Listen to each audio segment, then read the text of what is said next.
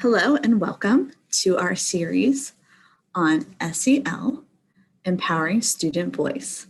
My name is Kristen Adams and I am a staff development facilitator here at the Carbon-Lehigh Intermediate Unit.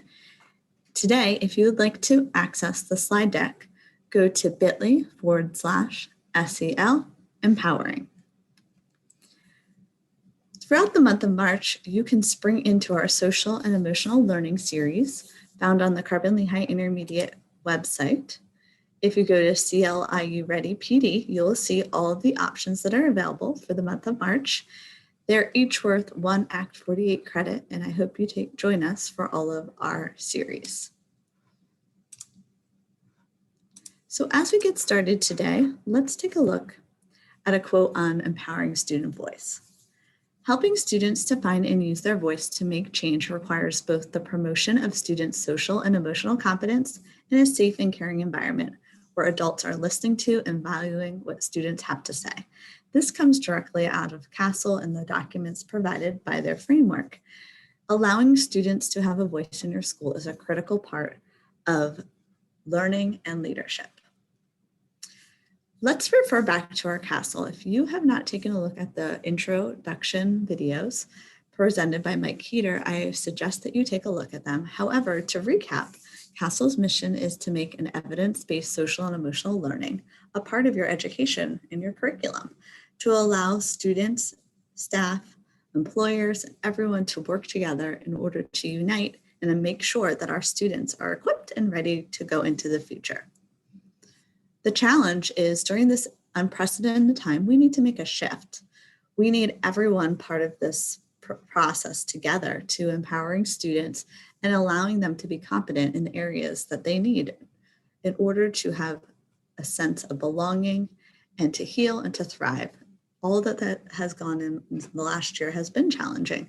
And our job is to use this SEL roadmap to help students to develop the SEL critical practices, the using activities and essential questions, all of these things working together in order for us to get to the end, which is to unite, renew, and to thrive. So when we take a look at the CASEL wheel, as you see in the center, we have our social emotional learning. On the outside of it, we have the 5 things that we're going to be looking at. Specifically today, we're going to be looking at self-management, self-awareness, social awareness, and relationship skills. As you can see on the outside of the wheel, the classroom, the school, and the home communities all are contributing factors to the social and emotional well-being and learning of a student. Let's get started with hearing 2 students talk about their thoughts about sharing and having a voice in the school. Student voice means that you're able to just voice your opinion without being judged or having your ideas put down, and it's really important for the teachers and all the adults in our district to hear what the students have to say. Student voice is one of the most powerful things that a human possesses because we all have this voice to make change, and things that we're passionate about, we should make them known and advocate for change because it's something that can make a real big difference in the world. Equity to me is one of the main factors to a student's success in school. We all have different things that we need and different places that we want to go, but we all need different things to get there. There are things in our district that aren't equitable and that we need to change them, but it's like a domino effect. It starts with one person and it just continues to go on. So maybe if a whole bunch of students got together and started doing stuff like that, it can be a ripple effect through our district. It's really important to me because big advocate for kindness because everybody comes from a different place and we all have different things we're going through. And being kind to someone is so important because you have no idea what they went through that day. Student voice is so important because that's why we're here. We're here for kids. And so we need to hear what their needs are and their hopes and dreams and the things that will help them be successful. Personally, we have a wonderful principal who encourages us to be the best versions of ourselves. So talking to her about things that we want to accomplish and things we want to advocate for change. I wish more students would come to us. We're always telling students, please share your ideas, share your thoughts, come and talk to us, good or bad, because we don't know a lot of times the things that they're thinking or things that ideas that we have, we think are great ideas, and then we find out later on that wasn't a good idea. That's not what they wanted at all. Presenting to teachers itself was a very nerve-wracking thing, doing that in front of all the people that you look up to in a way because they do teach you knowledge, and giving them a little knowledge that you have was very difficult, but I really do think that we broke through some of the teachers. We got some wonderful feedback that they started to implement some of the ideas we gave them into their classrooms, and we pray that it made a really big impact, but I know it did in some of them. Your voice is just such a powerful thing. You should use it. There's no point in having a voice if you don't use it, and being intimidating to talking to adults, you just have to realize that they are humans, we are all humans, and they might think a different way from you or have different perspectives, but sometimes that's a good thing. So both of those students talked about the power of using the student voice and the power of kindness and just listening to your students. And it only takes one person to really start that effect. So think about the impact that you have as a teacher to really allow this to happen, because when we put everything together, what we're really looking at and what we're really valuing is relationships. And this quote, I think, really helps put this in perspective for us. It is possible to prepare for the future without knowing what will be. The primary way to prepare for the unknown is to attend to the quality of our relationships, to how well we know and trust one another. And building those type of relationships in your classroom and that type of community is a critical part to allowing students to thrive socially and emotionally. So when we look at our signature practices, it's broken down into three main things: our welcoming and inclusion activities, engaging strategies, brain breaks and transitions, and optimistic closure. So let's take a look at some welcome and inclusion activities you can try in your classroom. The critical part to starting any class or any lesson is taking the pulse of your classroom. I think about that as if you go to the doctor, one of the first things they want to do is to check your blood pressure, to see how you're doing, to see how you're feeling. Those are all indicators of how your students are starting their day off. So linked in this slide deck are two things. One is a way that you can link this right to your Google Classroom through a morning check-in. There's a variety of different check-ins that you can use. This is a great activity called the Mood Meter. This can be put into your Seesaw account, or you can reproduce this through Google Slides. You could have students identify how they're feeling. What is their energy like that day? How pleasant are they? And actual circle it right on the board for you to see, write their name, or write a face or an emoji. Those type of things are allowing for the self-awareness. As you can see in the bottom right-hand corner, one key part is allowing students to be aware of where they are in their learning process, how they're feeling, and that is called taking the pulse of your classroom. The next part is, especially with upper students as they start to progress through the learning, is setting norms. And this high school teacher is going to give you a glimpse of what that would look like in a classroom.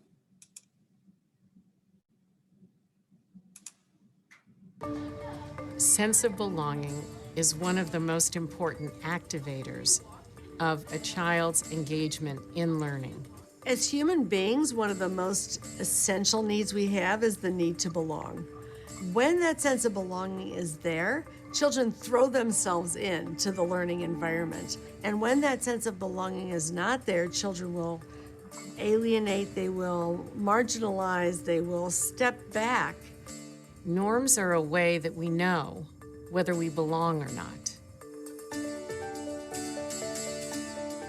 What does social studies today look like, feel like, and sound like when we're supporting the norms? To begin nearly every class, I start with the norms. We developed this list of about 10 adjectives. Our norms are communicative, collaborative, zealous, and the most important ones, focused and serene. This teacher engaged the class in establishing a set of norms. So by having children themselves create the norms, you are creating a pathway toward belonging for every single child in that class. And they have a role in this learning community that they had a share in building. Come up with a statement. What does social studies look like? What does it feel like? And what does it sound like? And use those adjectives that we brainstormed together for our norms. studies is collaborative. Everybody's kind of working together. We get to choose norms we think will help us with our work and get it done. This teacher created a common language with which to talk about our learning community. Let's start at this table right here. It looks and should feel focused. If we weren't focused, we wouldn't get any work done. If we weren't communicative, we might have someone struggling in the group. We can suggest to the group, you should be able to say it at a controlled tone. Great. Thank you guys for reflecting on those norms, and we're gonna think about those as we continue our work today. The classes that go really well are the classes when I start off reflecting on the norms and using those norms to articulate how our class will run well. Yeah. But sometimes it's good to take some of the norms outside. All right, we want to do just a quick circle, set the norms for the game today for Capture the Flag. One of our norms is to be serene, but there might be a class where there's an activity that requires a lot of walking around, movement, even noise. And, on those days, we recognize that today, that's not going to be our norm. You have to be inclusive. You have to include everyone, so it could make the game better, more fun, and you could have a better chance of winning. Sweet, inclusive. It helps us own the behavior in the classroom. All right. Instead of a top-down list of rules that a teacher gives a class, these are words that we generated together. These are words that we believe in. Inclusive, focused, considerate. Zealous. Being zealous. Great.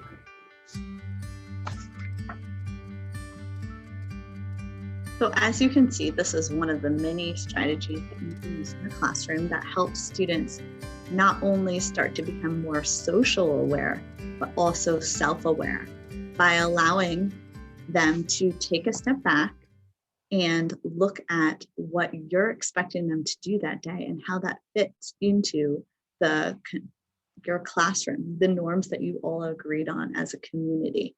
And as you can see, he did an excellent job, this teacher, not only helping the students to identify those words and those norms, but then take it even outside the confines of the classroom.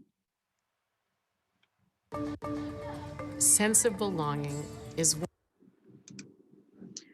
The next one that I want to take a look at is the self-management. And that's when you're allowing students to think about everything that they are going through and all that they experience and start to be able to express it. So expressing yourself is a critical part. So whether you're going to start with a conversation starters for students, what is something you noticed, whether you're going to be incorporating a 4 corners, and here is a 4 corners activity that you can use.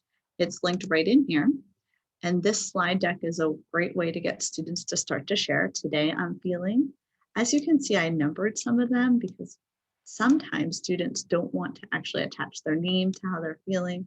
So you could also use initials and have the students manipulate the slide and move where they're feeling to just kind of understand not only the self-awareness part, but also that you might need to regulate some of those emotions that you have. And then starting with not only where you are, but what are you going to do about that? You could start with some fun things by having them share a picture. Tell us a little bit about a time that was really fun for you during your virtual days at home. Tell us about one of your goals or something that you're working towards, allowing students those opportunities to start to not only take their learning and their feelings and emotions and be aware of them, but then how does this impact you? How does this help you to cope and regulate your own emotions, your thoughts and behaviors in response to situations? Get to know you activities should be used throughout the school year as a way to really allow students to connect not only with each other, but learn and grow together. So here are a few examples of ways that using relationship skills in your classroom is so beneficial. Whether you're starting with a would you rather, so this question is, would you rather live without a TV or without a phone? Maybe you're going onto a Jamboard and you're showing the students to asking them to write 2 truths and a fib or a lie, and allowing them to guess each other, which one is not true. Or you're using some type of icebreaker in the bottom right-hand corner, there's dice breakers, or starting with a question of the day to get students off running and thinking. Those are all ways to help students build relationship skills. Another thing you want to consider is how you're allowing student voice to be heard during small group sharing. This teacher is going to show us the power of relationships.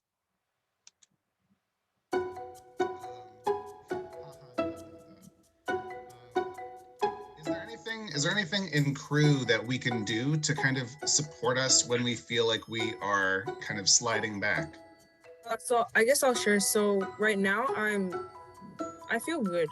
Crew is where a teacher and a small cohort of students comes together for half an hour every day to work on things such as character development, academic learning habits, and also just to build community. Something that I really value about crew is we are able to say anything that we want. We usually have around 10 to 15 people in our crew. We are like a family.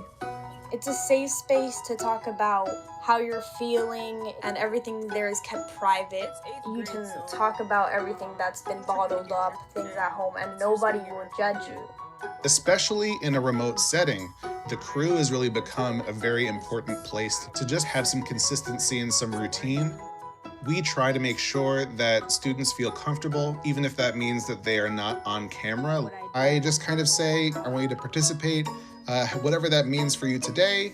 They're maybe typing into the same doc, or they're posting things to a Padlet, or they're annotating something on Zoom, or they're in the chat bar. One thing that I like to do at the start of every crew meeting is to just check in with students and kind of see what energy they're bringing into the room. So we're just gonna do a bit of a check-in. Can you annotate where you're at right now? I think he takes time to check in with us because he actually deeply cares about us being remote. He really wants to make sure one of us is not left behind. Where are we today? How are we feeling in general?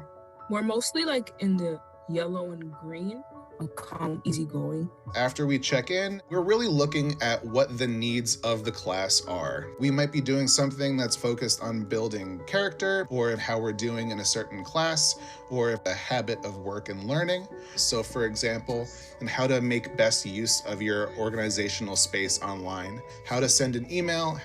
Think of a teacher in your life that you would be interested in sending a warm message, maybe a thank you.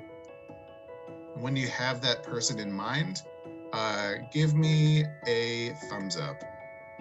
And then on other days of the week, students might want to ask for classroom support. Sometimes school can be overwhelming, so every now and then we'll check in on our academics. For those who had like math today, can someone like tell me what they were talking about today since I wasn't here? And so remember how we were doing the equation like y equals mx plus b? And we basically put it on a graph. And we also have students just venting and reflecting, talking about mental health and about how we're doing. I have other programs after school, and it's really difficult to sometimes manage both, especially whenever we have break, we always get like a bunch of homework from each class that we have to finish. It's like break hasn't even started yet and we have like 30 things to do. Like, when do you expect us to do all of this? I just so appreciate that we're having this conversation with each other and responding to each other. I'm happy to continue this conversation tomorrow. Crew is just a space where I feel safe now. The fact that other schools don't have it, it's kind of mind-boggling because I wouldn't really be able to function without it. And I really appreciate my teacher, because even though we are remote, he has been doing a lot of work to keep our community tightly knitted while we're being divided. Crew is really essential to our work in a remote setting. Every day, they're seen, they're valued, they're an integral part of the Crew community. Thank you. Bye. Bye. Bye. Bye.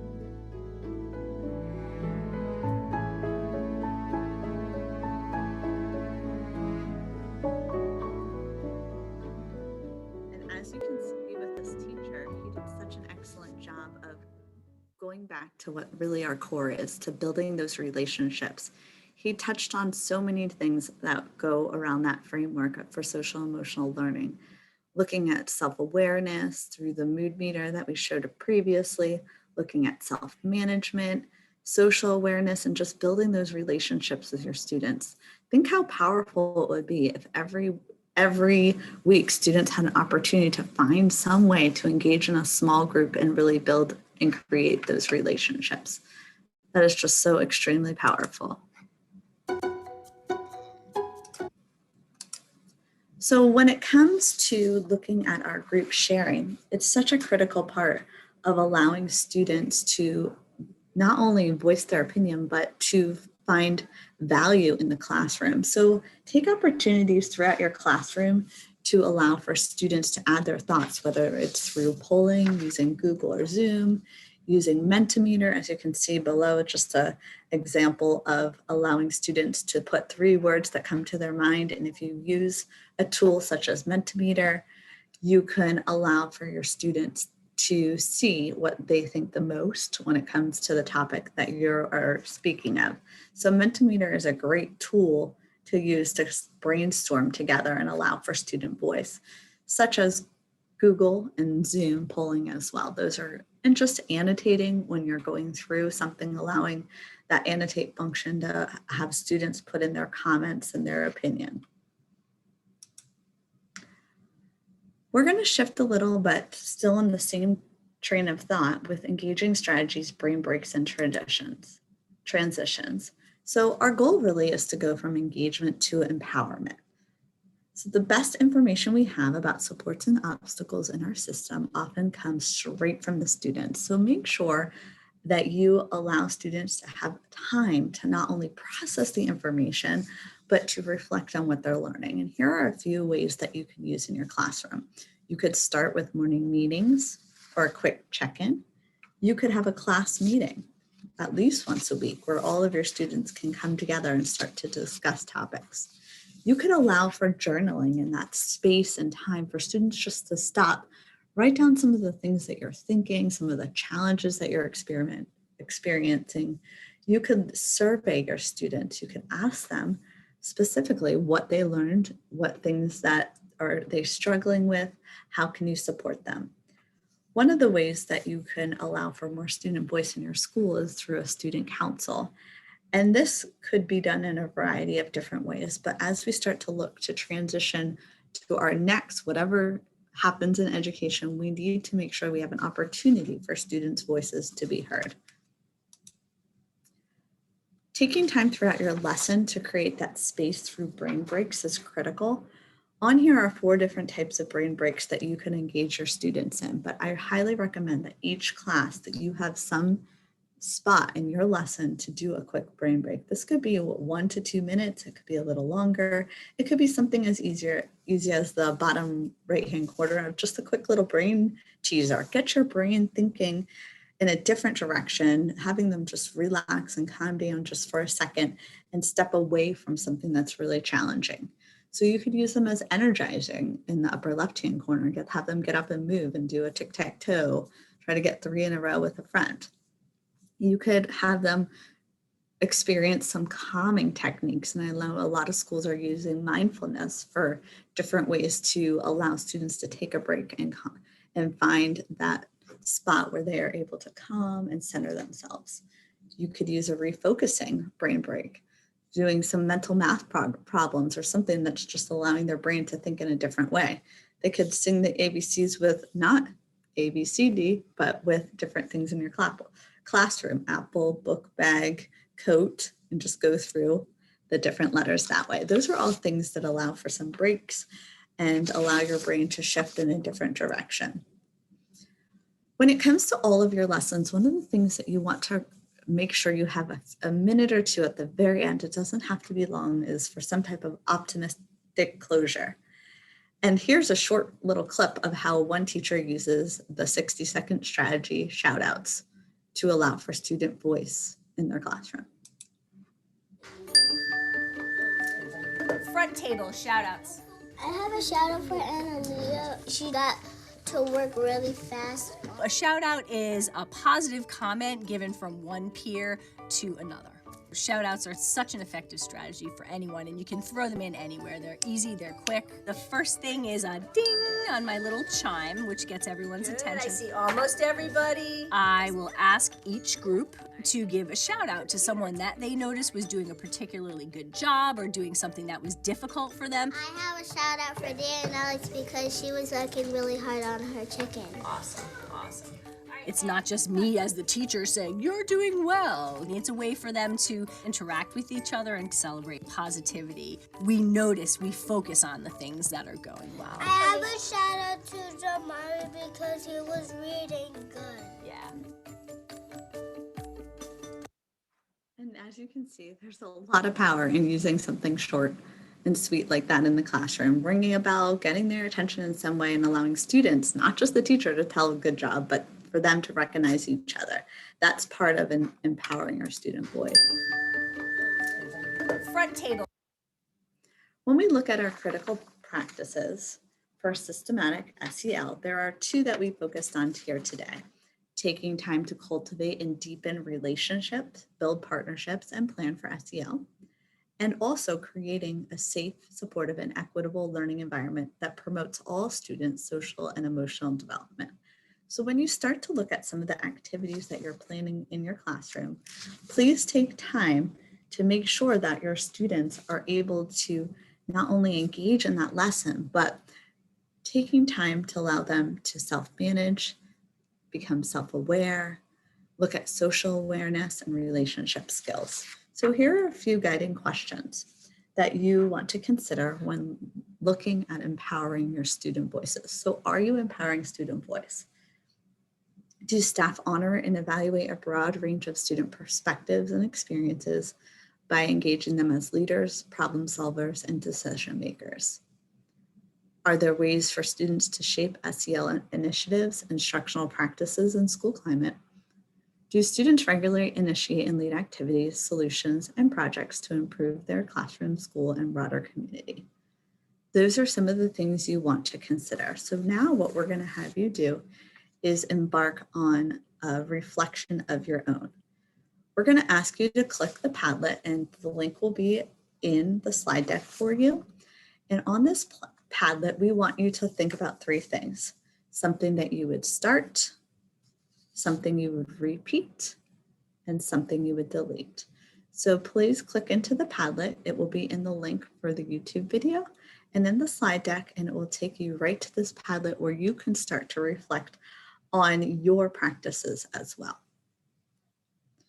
So as a final closure, one of my favorite quotes that I have when it comes to education when I think about student learning is this: no significant learning occurs without a significant relationship.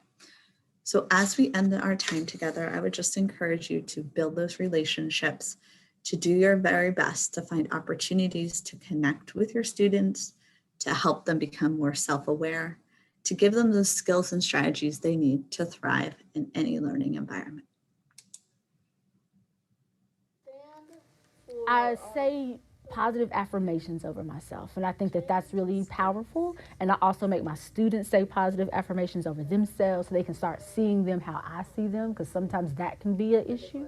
So I tell them that this is a safe, orderly, and creative environment where we set high standards and grow and make smart choices and decisions, and they don't sway of the opinions of others, and they believe in themselves, because I think they need to start speaking what they want to see. And so then after that, they say, I can do it. You can do it.